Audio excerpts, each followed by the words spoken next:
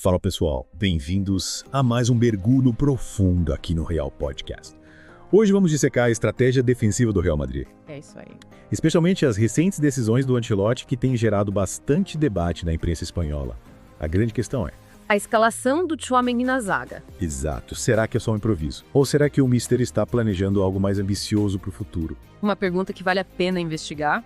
Afinal, o Ancelotti é conhecido por suas sacadas táticas É verdade. e por saber extrair o máximo do seu elenco. E o que me chamou a atenção logo de cara foi a declaração dele sobre o Asensio, Ah, dizendo que ele ainda não estava pronto para a lateral direita. sei.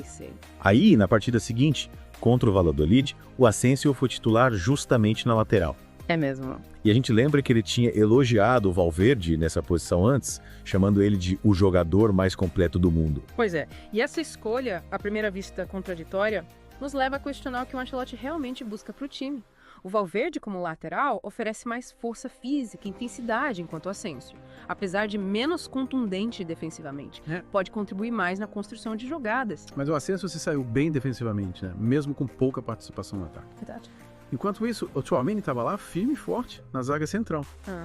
E essa escolha não parece ter sido por acaso, especialmente depois da Supercopa, onde ele não teve uma atuação muito convincente. Exato.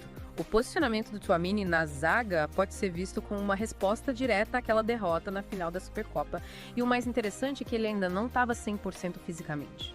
Mas mesmo assim, o Ancelotti confiou nele como titular. E essa confiança se refletiu nos números do Tchouaméni na partida. 4 desarmes, 6 duelos aéreos ganhos Caramba! e uma precisão de 97% nos passes.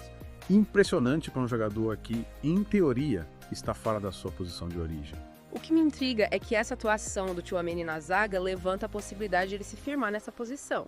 Afinal, ele tem características que se encaixam bem no estilo de jogo moderno. Bom posicionamento, qualidade na saída de bola Sim.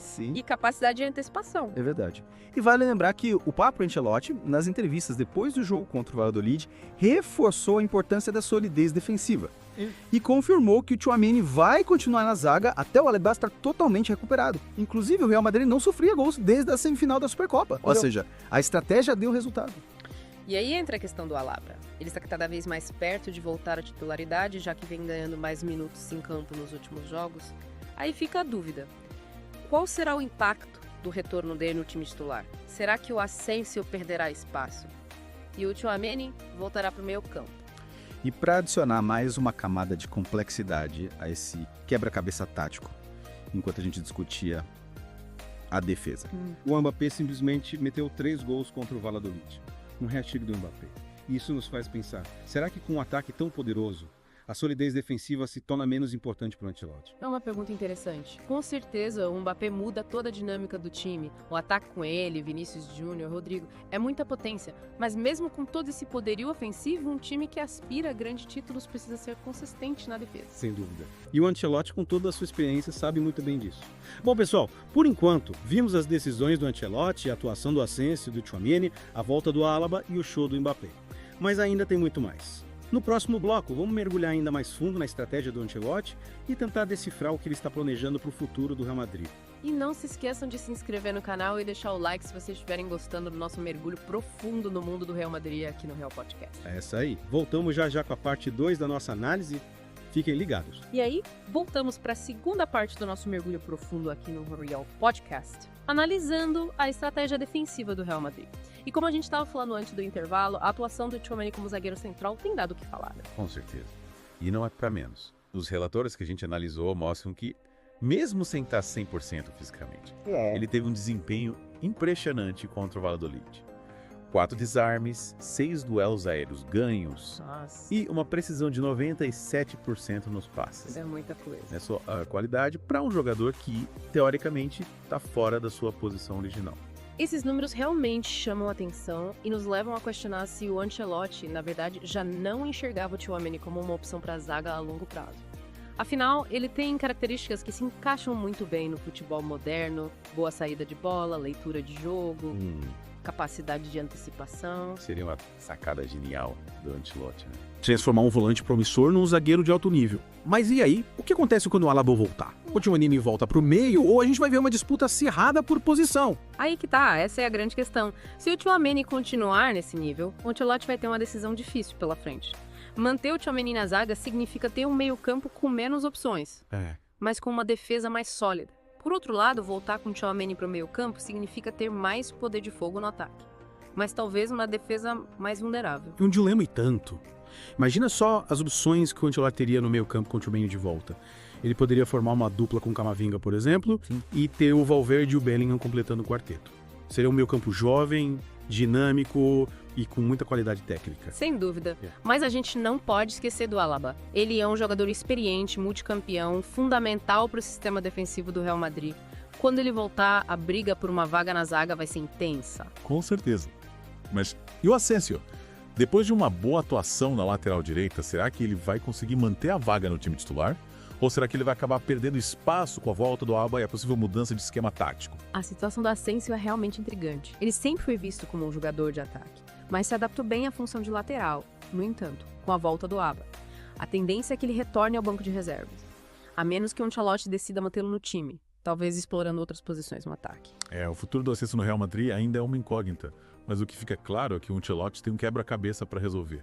São muitas peças importantes, com diferentes características e funções dentro de campo. Cabe ao técnico de Deliano encontrar a melhor fórmula para encaixar todos esses jogadores e fazer o Real Madrid voltar a conquistar títulos. Exatamente, e o mais interessante é que a gente tem um ataque poderoso, liderado pelo Mbappé, que dispensa comentários. E por outro lado, temos uma defesa em reconstrução, com o Tchouaméni se destacando em uma nova função. E no meio disso tudo, temos o Alaba voltando de lesão. E o Asensio buscando seu espaço no time. É muita coisa acontecendo ao mesmo tempo no Real Madrid. E é por isso que a gente está aqui no Real Podcast, para analisar cada detalhe, cada decisão, cada jogada e tentar entender o que o futuro reserva para o time merengue. E aí? O que vocês acham de tudo isso? O que mais chamou a atenção de vocês nessa análise da estratégia defensiva do Real Madrid? Deixem seus comentários aqui embaixo e participem da conversa. E não se esqueçam de se inscrever no canal do Real Podcast. E deixar o like se vocês estiverem curtindo o nosso mergulho profundo no mundo do Real Madrid. A gente se vê na terceira e última parte do nosso episódio de hoje. Até já! E chegamos à parte final do nosso mergulho profundo aqui no Real Podcast, desvendando os mistérios da estratégia do Real Madrid. Como a gente viu até agora, o Ancelotti tem um desafio de tanto. Equilibrou um ataque estelar com uma defesa que ainda está em fase de ajustes. E essa busca por equilíbrio fica ainda mais evidente quando a gente lembra do hat-trick do Mbappé contra o Valladolid. Enquanto a gente discutia as nuances da defesa, o ataque simplesmente resolveu a partida com uma atuação de gala. E essa atuação do Mbappé levanta uma questão crucial. Será que a força ofensiva do Real Madrid com Mbappé, Vinícius Júnior, Rodrigo e companhia pode influenciar as decisões do Ancelotti em relação à defesa? Será que ele vai priorizar um sistema mais ofensivo mesmo, que signifique correr alguns riscos lá atrás? É uma pergunta que não tem resposta fácil. Se o ataque consegue marcar 3, 4 gols por jogo, a pressão na defesa diminui, né? Mas por outro lado, a gente sabe que times campeões precisam ser sólidos nos dois lados do campo. Exatamente. O Ancelotti, com toda a sua bagagem e experiência, sabe muito bem disso. O desafio dele é encontrar o ponto de equilíbrio ideal para esse Real Madrid, explorando ao máximo o potencial do ataque, sem comprometer a segurança defensiva. E essa busca pelo equilíbrio passa inevitavelmente pelas decisões que o Ancelotti vai tomar em relação à escalação. Quem serão os titulares na zaga? Tchouaméni vai continuar como zagueiro central ou vai voltar para o meio-campo? Asensio vai ter mais oportunidades na lateral direita. São muitas perguntas ainda sem resposta. E é justamente essa imprevisibilidade que torna a análise da estratégia do Real Madrid tão interessante. Eu já acompanho os jogos, analiso as estatísticas, escuto as entrevistas, mas no fim das contas é o Ancelotti quem vai definir os rumos da equipe. E a gente, é claro, vai continuar acompanhando tudo de perto aqui no Real Podcast, trazendo as análises mais completas e aprofundadas para vocês. Então, para a gente finalizar esse mergulho profundo, fica a pergunta para você que nos acompanhou até aqui. Qual será o futuro da defesa do Real Madrid? Deixem seus comentários aqui embaixo com as suas opiniões, previsões e expectativas. A gente quer saber o que vocês pensam. E não se esqueçam de se inscrever no canal, ativar as notificações e deixar o like se vocês gostaram do episódio de hoje. A gente se vê no próximo mergulho. Valeu!